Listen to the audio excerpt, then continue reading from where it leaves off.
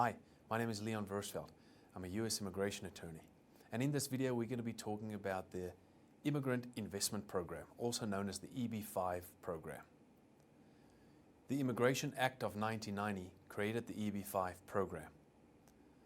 Under this program, a foreign national can invest $1 million that will create 10 jobs in the United States and in turn get a green card for him, his spouse, and his children under 21.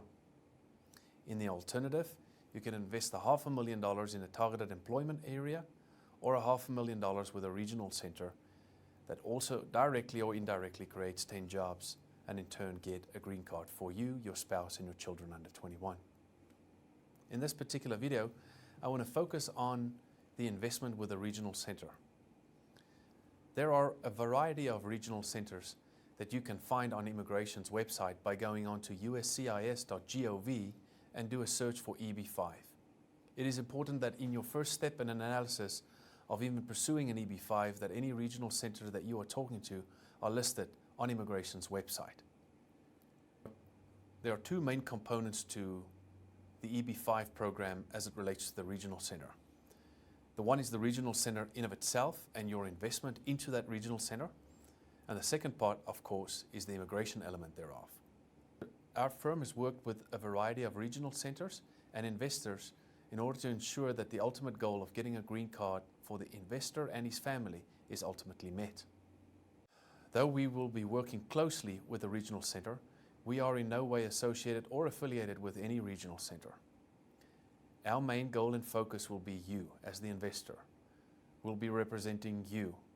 We'll be looking after your legal interests as it pertains to you and your family obtaining permanent residency in the United States, utilizing this regional center as a vehicle to do so.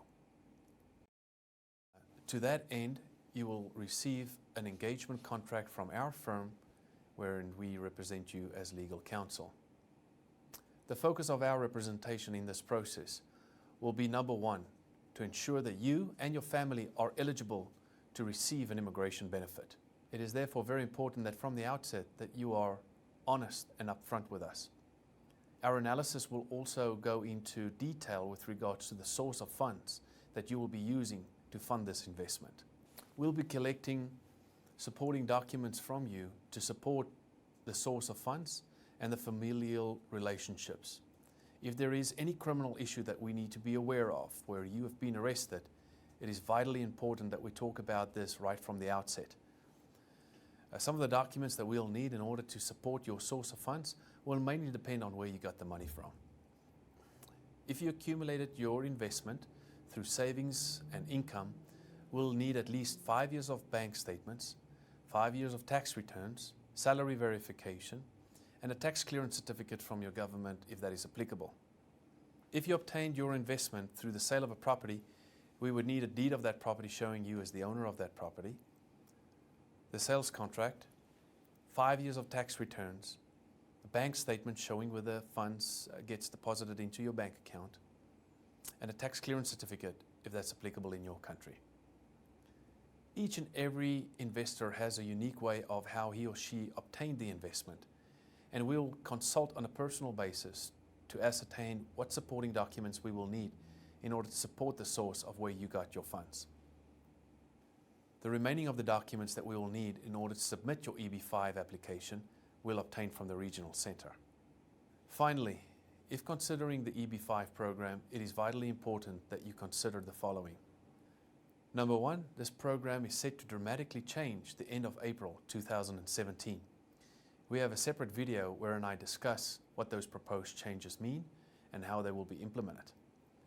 Number two, if you have a child that is very close to turning 21, it is vitally important that we talk about a strategy to see whether or not we can include that child in your application or not. And last but not least, if there is any criminal history for either the investor or any one of its family members, it is vitally important that we discuss that. I don't want you to miss anything. So like my Facebook page, follow me on Twitter and SoundCloud, connect with me on LinkedIn, and subscribe to my YouTube channel. Thank you for watching this video.